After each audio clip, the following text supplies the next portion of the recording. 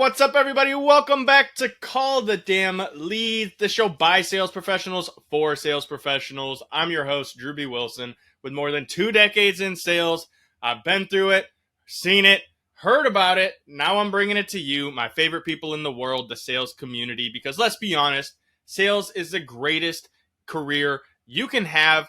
No matter what background, what personality, what you're selling, you can be massively successful if you're willing to do the work and call the damn leads. Today's guest, someone who has years of experience in the industry, who has turned his success into an entire lifestyle of helping other sales professionals become successful in their own journey. He's my new friend and someone that's going to bring massive value to today's show. Mr. Nick Loise, how are you, brother? Oh man, I'm doing awesome. First off, thank you for all you're doing. What you said is so critical in the beginning. It is the best profession out there. We want people to be better. I love the message that you're doing. I love all the work you're doing. I love your style and your swag. I grew a beard because I knew I was going to be on this and I wanted to be hip and cool like you. And Come so, on. first off, thank you for all you're doing and kind of carrying the message and just making sales better, right? I love it. Thank you so much. And I appreciate you taking time out of your day to be here with us. I want to jump right in. I mean, you were talking before we had the call. You've got years of experience in this industry. You've worked with thousands of sales professionals. I want to know your craziest sales story right off the rip.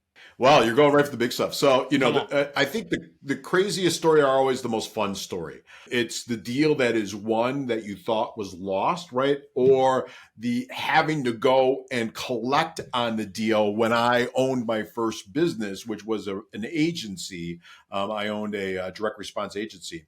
And so, we were selling people left and right, right? And it was in 2008, 2006, we started it. I thought I was the smartest guy in the world. We were heavy into home improvement, home services, right? 2008, 2009, I realized I wasn't that bright because that world blew up. And I had a client that owed me a shit ton, and I'm okay with dropping words like that on this because I'm sure Sure. you have no filter. Hopefully there's no children in the back where you're filming, but owed us a lot. So in essence, I camped out in front of his building and then in his vestibule, right? It was a large closet manufacturer, and waited until they gave me a check. Mm. I needed that check, right? I had to pay down my line of credit. I had employees to be paid. So, the craziest is sometimes it's not, and I'm using this to teach, it's not getting the sale, it's getting paid, right? And I learned it from Robert Ringer, right? If that goes back, that's a name that goes back from the 70s and the 80s. It's not making the sale, it's getting the check. The sale is great, but until the credit card is processed in today's day and age, back in the day, until the check is delivered and is mailed and processes it through, right? Because in the old days, they could put stop payments on checks. That is the most important thing. And I think if any of your listeners want to be entrepreneurs as well as really, really good salespeople, and I think that's a phenomenal journey, and I think everybody should try it, at least get bloodied by the marketplace a little bit. It's all about collecting the check. It's all about getting paid. And I think in this day and age, especially in like the high ticket sales and all that, great careers, great training, good people doing it. But a lot of people are selling on payment plans that are elongated forever, and they're never going to get that. So they're saying, oh yeah, I'm putting up 50, 60, $100,000 in sales. What are you collecting is what I care Mm. about, right? What is the cash hitting the bank? Because really as a salesperson, you're your own boss. Somebody else may be providing the leads. Somebody else may be creating the environment or the products you're taking to the marketplace, but you're your own boss. And really, as your own boss, you got to manage your cash flow, right? Just this morning, I'm looking at clients. There's some clients we sell for, right? And so I get on the phone because I got to keep good. I got to keep my skills sharp. I got to be able to do what I do and say what I say and teach what I teach by doing it every day. I'm like, okay, where are we at with, who's not paying? Who owes me commissions? What are the commissions for my teams? Because I got to be aggressive on collecting that for my teams also. And so I think that's equally as important, right? It's the getting the sale, getting the skill, but then using that to get the money because it doesn't happen until the money's in the bank. How's Ooh, that? Nick, you just I can't wait to cut that one up and leave it on the Reels game, because that's the truth. This is why the last part of my whole calls process, which is what I teach people, like making calls, is secure the bag. I've met so many people that are great closers and they're always got this deal closed and that deal closed, but then you're like, okay, but where's the money? So, well, that's coming next week. We're working on it. It's like, okay, but I thought he was closed. No, no, no. The closed ain't till the cash register rings and that money gets deposited and it's in your hands. That is so, so important. And I really think a lot of sales professionals, they never get to that point of even asking for the sale. They're great at building rapport, they're great at having conversations, but as you mentioned, getting that check, getting paid, and then being able to pay out, that's what drives the needle forward. And as a sales professional, your commissions depend upon that. So I love that second part that you mentioned about great entrepreneurs that are running on payment plans.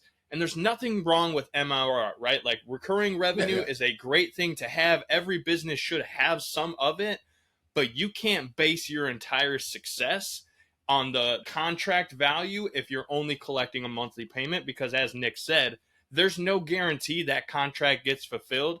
And I'm gonna be straight with y'all, I've been in industries and worked with companies. If you try to go after those peanuts that people didn't want to pay you, it's never worth it.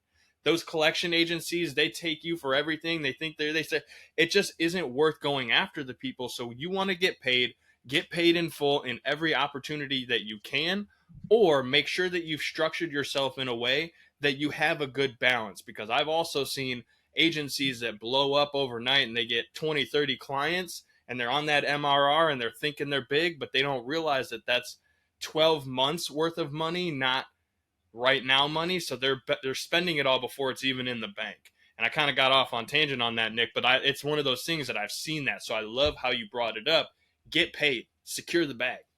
I love that phraseology, and that's so spot on, right? And I think, and listen, this business is really simple, but it's not easy, right? Hmm. And I think the last part that you just put down there, which is secure the bag, get the check, is the most critical part, right?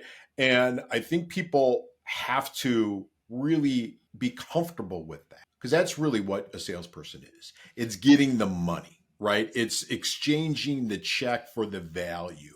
And, listen, it's all about that. And, we don't have to dwell on it, because I think what you said is so critical. And I think it's important for people to learn. So that's why I opened up with that, right? And did I want to go and sit in a lobby for a day? No. Did I need to? Yeah. Is that my role as the owner? Yes. But it's also your role as the salesperson. One of the best salespeople I had with me when I was at GKIC was maniacal about getting the money. I never had to worry, right? We had 3 people collecting on past due credit cards, right? Because at any given moment, there's a certain percentage of credit cards, especially on the MRR, which you're talking about, that are going to go bad, because one is somebody bought something online, it was in China, now they've got, fraud, right? Or it expired and they just didn't call you with the new number, right? So there's a lot of reasons. Some of it are ethical and some of it they know what they're doing, right?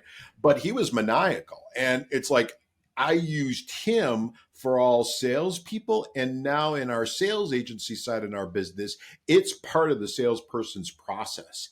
And I think it's Drewbie, and I want to know your point on this, because you're so smart on this stuff, is I think it's a weak salesperson that won't get on to get the money. I think it's a Oof. weak salesperson. I think it makes them an order taker, not a salesperson. So there's that Well, difference between someone who can take an order and take payments and just like, you want this? Great, I can help you with that. That's easy.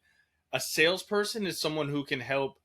I'm going to use the term persuade, but I'm going to use it in the terminology of good, right? Because you can persuade people to do bad things, but sure. when you're persuading someone to make a good decision and you're influencing to help them move through that problem, because most of the time, the biggest roadblock that anyone is dealing with is themselves. So if you can help Yeah. influence someone and persuade them to get out of their own way to make the decision that's going to get them the result that they're looking for, getting out of the pain or into the pleasure, then that makes you a sales professional. So Nick, I think you're right. I think it's a weak salesperson that is afraid to get on and collect the money, which is really just an order taker. And I've met some amazing order takers. We need order takers. Granted, McDonald's and Taco Bell and just about every fast food got rid of them and put up a kiosk.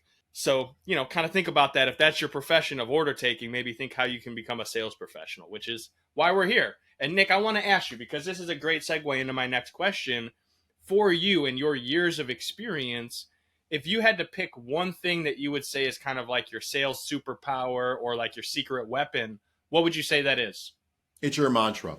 I've never been afraid to get on the phone. I've never been afraid to call the leads, right? And I don't know if it's a superpower. I don't know, or I don't know if I was just really dumb when I first started, right? Got hired right out of college, went through a management training program, told them I wanted to end up in sales. They said, sure, sure, sure, sure, sure. When it came time to the final assignment, they're like, okay, we don't put people your age in sales. You have to do a couple of years of grunt work. I said, no, I want to go into sales. So I actually took a commission only sales job because I'm like, if I'm going to swim, I'm going to swim. And I didn't know any better. So they give you scripts, they did training, they helped you with leads. You had to go surface your own leads in those days. And all I knew was to call the leads, right? And I would just pound the phone in a cubicle with a dial phone. It was a push button. I made the investment to buy a headset, right? This is before a CRM, Drewbie. I'm on, the one card system. I'm on index cards. But, listen, I saw guys that were slicker, had better hair, were from bigger schools. This was in the financial services. They talked a great game, but they could never pick up the phone and they were gone. And I didn't know any better. So I just dialed the phone. I got good on the script. I got good on building rapport. I got good on framing stuff. I got good on moving things through. I heard a shit ton of objections because of the fact that, when you do a lot of reps, you hear a lot of things. And I learned, okay, if they say this, I got to say this. And we just move people through.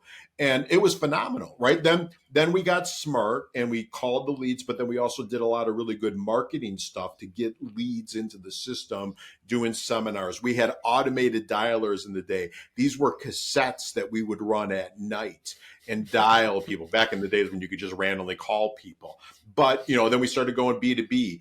And so I didn't know any better. And so I just did it. And they told me to do it and I just did it. And I just got better at the script. I remember it was our first training program, one of the first training events, and the general agent, the big guy came, the general manager of this came, and he's like, okay, let's do the script. And no one could do it. I did it, but he said, hey, you did it. You're the only one that could do it. Did it too fast. Now you got to work on your tonality. You got to work on your pacing, right?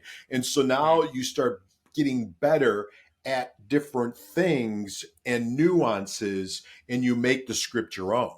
And so I think that's my, if you want to call it a secret sauce, my superpower, whatever it is, it's just not being afraid to call. I'll still pound through a list. I'll still pick up the phone and cold call. And you realize, do you want to do it? No, but you got to do it. Right. But sure, we'd all love to be order takers, making big banks, taking pictures in front of rented Ferraris and, Airbnbs that we rented for the hour. But you got to grind out the business and you got to do the business. But most importantly, you got to do what you teach people to do is get really good at skills. Right? Skills and drills and thinking things through and getting better and learning scripts and getting better at scripts and using memes to cut through, and all the stuff that you teach people is the important stuff. I really appreciate that. And what I think is so beautiful about it is the simplicity. As you said, sales is simple, but it's not easy, right? If you were to go to the gym and hire someone to help you lose weight, they're going to tell you, cool, it's a simple process. We're going to burn more calories than we take in. How we do that could vary. We might do some cardio. We might do some weightlifting. We might, kind of depends on how you move, what your style is. And I love what you said about taking a script, memorizing it, and understanding that your job is simply to understand the foundation of the conversation. Because you're going to have your own style. You're going to have your own nuance, and you're not a robot. It's funny to think about playing the tapes on the recordings and making the late night calls, fast forwarding to now where it's literally like an AI tool that's making the calls for us. So there's no more tapes, but it's the same process of like a fake voice just calling and having a conversation with someone who's not there. Beautiful how this is so cyclical. And I'll touch on that because I think this is a great point. I mean, you said it before we got on the call. You've been in sales since the 90s. before the internet, before cell phones, before how it was easy to just get in front of someone, and also before as much noise, in my opinion, as there was back then. So, what would you say is kind of your key to staying relevant and staying in front of your prospects so that you can continue to have those sales conversations? Well, I think it's being, you said it earlier, and I think it's spot on, right? Adding value, right? So whatever industry you're in, you got to know it. And it's a chess game and you got to be 5 steps ahead, right? You're playing 3-dimensional chess. And I don't mean that in a bad way, but you got to know what's going on in the industry and how can you provide value for people? How do you provide good content? How do you really be a problem solver? I think you use that phraseology. So what's going on in their business or in their personal lives, right? So if they're a B2C sale, right, or B2B, I spend a lot of my time in the B2B world. What's going on, right? Okay, yeah, I want to start a business. Okay, why? Why is that? What's going on? Well, I always want to be my own boss. Well, go 18 steps deep, right? Cut the onion. And it's really, I haven't saved enough money in retirement. I'm afraid, right? I'm not providing for my family. I feel like a failure as a man or a woman or whatever that is. And so you got to go deep. You got to figure out what's going on. And I think it's the true professionals don't get distracted by the noise. The tools will always be there, right? And you got to embrace them, and you got to embrace technology, and you got to test, right? I'm a direct response guy, so you test stuff over and over and over again. But it's all really about people, right? And it's about the same way it happened 2,000 years ago in the marketplace. I had a need. I needed a chicken for dinner. I wanted to go out and find the best chicken for dinner. And so I just figured out a way to do it. And I worked with people. And it's the same way, right? People want to buy from people. They want to buy from people that know, like, and trust them. That's never going to go away unless you're buying a pen like this, right? I don't need to know the person at Gillette that created that pen. But when you're talking about the nuance of stuff, especially if people are selling certain products and services, financial services, a car, whatever that is, why? What's the why of why people are buying, and how does this solve their problem, and how do we make it work, right? And how do we make it work together? You're on the same side of the table. I think too much of the bro mentality is you got to fight with prospects, and it's never worked for me. Maybe it works for other people, but it's never worked for me. And it's like, okay, where do you want to go? Let's see if I have something to get you there. Let's work together to get you there, and realizing that we're on this journey together. Let's take this journey together.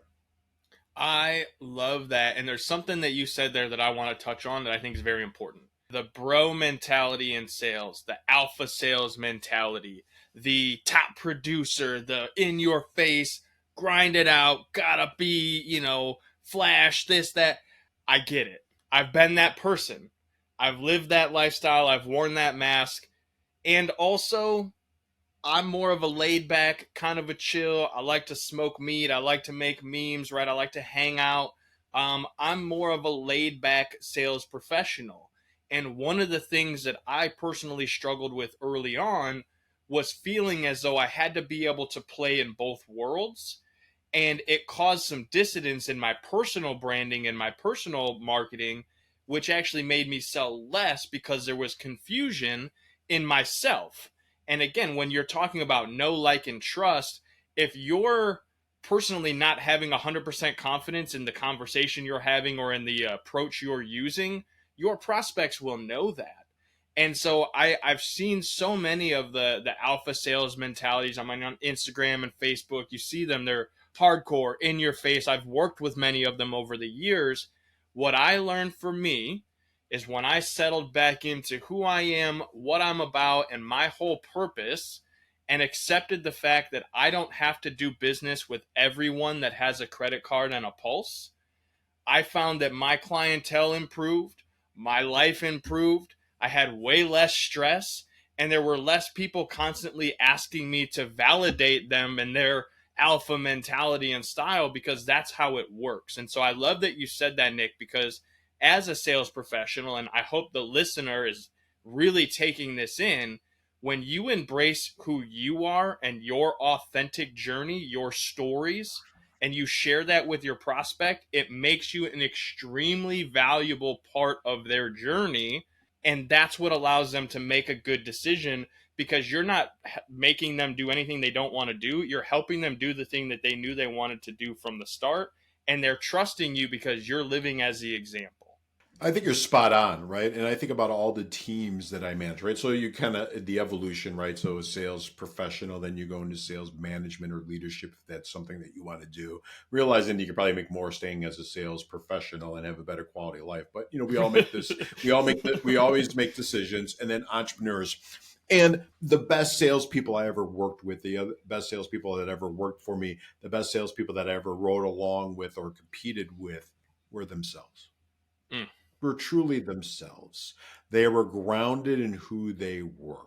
They had real conversations with people. And I think sometimes females do this a little bit better than males, right? And I want to raise the flag to get more females into sales. And because I just think that they listen better, they intuitively understand, they're problem solvers, they're multitaskers just because of the fact that, the bulk of the time they have to be.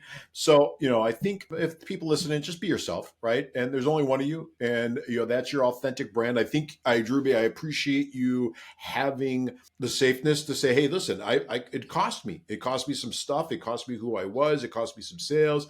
I didn't like myself, right? And I think that's the most important thing. You got to like yourself. You got to like the skill that you do, right? You got to work at it just like a professional athlete works at it every day. You got to do this and work at it every day and just be yourself. And because there's nobody else like you. And people realize when you're bullshitting them. Yeah, they sure do. And that's one of the things that I love about sales is that you can be very you can be very honest, be very direct.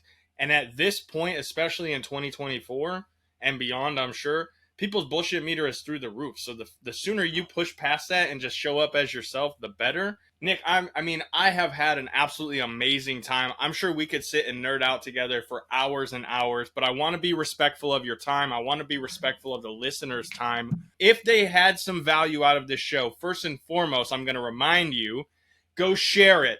Tag us on social media. Tell your friends and family. Send it to a sales guy that needs some help. That's what this show is all about, is helping and providing value. Nick, if they enjoyed what you had to say, where can they come learn about you and what you have going on? I know you offer some different things, some great value and all that. How can they come and find you and learn about what you do? Yeah, so I think the easiest way is, hit me up on LinkedIn. We've got a bunch of freebies. I provide a huge amount of content. So go to salesperformanceteam.com. On that, you're going to get into our email list. We're going to give you a lot of downloads. I've got a couple books that you get an ebook for. We're always trying to figure out, what's happening in today's sales world. LinkedIn is a good place. Facebook's okay, right? You can hook me up there. Full transparency, I'm probably on LinkedIn more, and I probably manage that more. On the gram, I use that for personal and family stuff, right? So I'm not doing a lot of there. Those are the best ways to do it. You could check out salesperformanceteam.com. But most importantly, share this with somebody and just absorb everything that Drewbie's done, right? That book is awesome. Get the swag. I love it, right? So hit up his store, and if you like me, we could have a conversation. And if you're struggling with something, right? listen, sales, I've been around a long time. I know salespeople struggle with stuff, a lot of stuff. And so if you ever had that struggle, just let me know. There's a no judgment, and I'm always willing to talk. So Nick, I really, really appreciate that, man. It has been an honor to meet you, get to know more of your story. And I know if the listener takes you up on that opportunity to jump on your list, to absorb some of that value, they're just going to keep learning, keep growing, and keep finding success, which is why we built the show, which is why we put this together. Now, before we get out of here, I'm going to ask you one last quick question. Let's say there's someone new to sales, right? That's what I love about this industry. Always someone new coming in. Let's say they just showed up. Maybe this is their first day, first week, first month in sales, and they want to be successful. If you can give them one piece of advice to live on, what would it be? Listen to Drew's show. Second is find out who the top producer is in their office. And don't be cheap. Buy them dinner, buy them lunch, buy them coffee, and learn from them. But go back to what we've talked about here is be yourself and take from what others that you've learned and incorporate in your deal. Learn the phone because nobody else will do it, right? So just be really good at giving good phone. I heard that once from somebody. I think it was Stan Ballou that sent me a t-shirt that says I give good phone, right? So don't be afraid to call the leads, pick up the phone, interact with people. and realizing there's an ESPN thing that I saw this weekend by a female basketball coach, and I love her things. You got to do the hard better, right? We all think it's going to be easy. I think it's going to be easy. I want it to be easy. It isn't easy. I've learned this from my mentors, people that own businesses, right? We always have a little bit of fear. It's always going to be hard. Learn to do the hard better and just grind it out. And that will give you the confidence to do it over and over and over again. If you're on a car dealership, don't be hanging out with the guys that barely move 2 products a day, right? Go find the guy that's moving a shit ton and get in his orbit and learn from them and watch what they do. And that's the best advice I'd give everybody, right? Start coming a little early, stay a little late, study, listen to podcasts like this, get books like Drewbie's books, get other sales books. This is your profession. I got into sales and I knew I wanted to be in sales day one, right? I think I was born that way. Many people aren't wired like me, but I viewed it as a profession. In the old days, it would be a cassette. Nowadays, you're listening to it on your phone, you're plugging it through. Listen to stuff every day. There's so many great podcasts. Start with Call the Damn Leads, but there's great content out there. Become a student of the game, but use it. And use it for good, right? Drewbie said something in the beginning that I'm really going to focus back on. One is you got to get the money. So focus on getting the money and focus on persuasion, but persuasion for good, right? And that's all about the intent. You want to help people. This is still a business that is business to business, but person to person. And it's all about helping somebody solve a problem. I love it, Nick. That is fantastic. Thank you for so much wisdom. Thank you for your time. You heard it here, guys and gals. If you enjoyed this, go subscribe, share it, leave us a review, do all the things that you would want someone to do if they got value working with you. Make sure you go check out Nick. I can't wait to get more of his content. I love learning every day. I recognize I can continue to grow. I can continue to learn, which is why I'm doing this show for you so that you can learn and grow with us. So, Nick, thank you. Those of you that are here, you know what to do. Go call the damn leads. And again, if you have a story, you want to jump on, you want to share some value, you want to do some amazing things to this world and make an impact, callthedamnleads.com/podcast. Send us a message. We'd love to have you on the show. We'll see you next time.